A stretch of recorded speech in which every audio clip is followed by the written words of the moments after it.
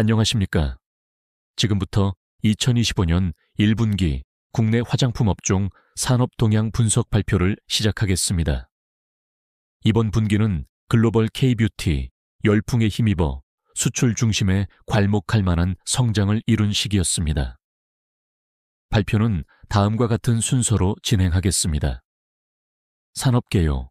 먼저 2025년 1분기 화장품 시장의 전반적인 동향과 성장 배경 등 주요 이슈들을 살펴볼 거예요.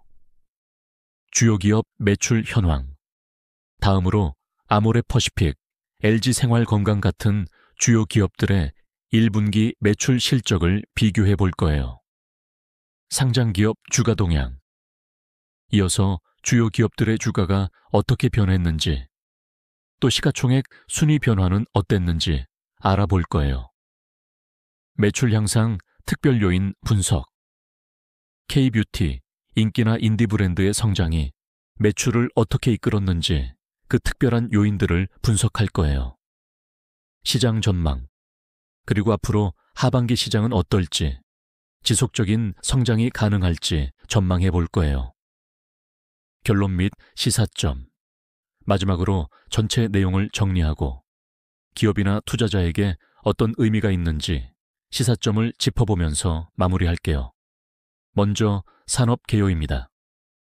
왼쪽 막대 그래프는 생산액과 수출액 현황을 보여줍니다. 2024년 생산액은 17.5조 원, 수출액은 102억 달러를 기록했습니다. 2025년에는 수출액이 전년 대비 12% 증가한 1,138억 달러에 이를 것으로 예상되어 지속적인 성장세를 보여주고 있습니다. 오른쪽 원그래프는 주요 수출국 분포입니다. 주목할 점은 중국 의존도가 4년 만에 20%대인 24.5%로 하락했다는 것입니다. 이는 미국, 일본 등지로의 수출 시장 다변화에 성공했음을 의미합니다. 이러한 성장의 배경에는 성공적인 글로벌 확장, 고기능성 제품을 찾는 체크 슈머의 확산, 그리고 올리브영이 58.3%의 이용률을 보이는 등 온 오프라인 통합 유통 채널의 활성화가 있었습니다. 다음은 주요 기업 매출 현황입니다. 막대 그래프는 2025년 1분기 주요 기업들의 매출액을 보여줍니다. LG생활건강이 1조 6,579억 원으로 가장 높은 매출을 기록했으며 아모레퍼시픽이 1조 1,648억 원으로 그 뒤를 이었습니다. 하지만 성장세를 보면 아모레퍼시픽은 수출 호조와 면세점 회복으로 실적이 개선되어 매출은 15.7%, 영업이익은 55.2%라는 높은 성장률을 보였습니다. 반면 LG생활건강의 뷰티 사업은 매출과 영업이익이 각각 3.4%, 11.2% 감소했습니다. 산업 전체적으로는 국내 상장 화장품 기업 76개사의 총 매출액은 전년 동기 대비 9.5%, 영업이익은 22.4% 증가했습니다. 특히 인디 브랜드의 성장에 따라 한국콜마, 코스맥스와 같은 ODM, OEM 기업들의 수주가 증가한 것이 주요 특징입니다. 이어서 상장기업 주가 동향을 살펴보겠습니다. 왼쪽의 시가총액 그래프를 보시면 아모레퍼시픽이 8.7조 원으로 1위를 유지하고 있습니다. 가장 큰 변화는 APR, RPR이 5.37조 원으로 LG생활건강 5.33조 원을 제치고 시가총액 2위로 올라선 점입니다. 이는 업계 판도가 변하고 있음을 보여주는 중요한 지표입니다. 오른쪽 그래프는 최근 한 달간 주가 상승률입니다. 코스맥스가 36.7%로 가장 높은 상승률을 보였고 실리콘2, APR 등도 높은 상승률을 기록했습니다. 이러한 주가 동향의 핵심 요인으로는 미국, 유럽, 일본 등 K-뷰티 수출 다각화 성공, 신흥 인디 브랜드 중심의 업계 구조 재편, 그리고 더마 브랜드와 고기능성 제품군의 고성장을 꼽을 수 있습니다. 매출 향상의 특별 요인은 무엇일까요? 왼쪽의 수출 현황, 그래프는 시장 다변화 추세를 명확히 보여줍니다. 중국 의존도가 24.5%로 하락한 반면 미국은 44.1%, 일본은 18.5%나 수출이 급증했습니다. 오른쪽에 유통 채널 변화 그래프를 보면 올리브영의 이용률이 58.3%에 달하며 지배력을 공고히 하고 있습니다. 브랜드 자사몰이나 다이소, 편의점 같은 신규 채널 이용률도 15%대로 꾸준히 성장하고 있습니다.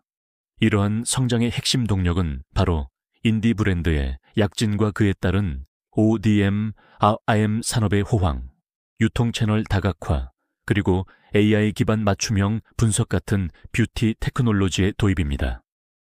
또한 기능성 원료 선호, 꼼꼼히 성분을 따지는 체크 슈머 확산, 그리고 클린 비건 이너뷰티에 대한 수요 증가가 중요한 역할을 했습니다. 2025년 하반기 시장 전망도 밝습니다. 왼쪽 그래프에서 보시다시피 글로벌 K-뷰티 수출액은 2025년 1013.8억 달러, 2026년에는 약 1028억 달러에 이를 것으로 전망되는 등 강력한 성장세를 이어갈 것입니다. 산업 구조의 변화는 계속될 것입니다. 오른쪽의 시가총액 비교 그래프는 APR이 LG생활건강을 제치고 업계 시총 2위로 등극한 것을 다시 한번 확인시켜줍니다. 또한 인디 브랜드의 성장에 따라 코스맥스, 한국콜마 등 제조사의 수익 확대는 지속될 전망입니다.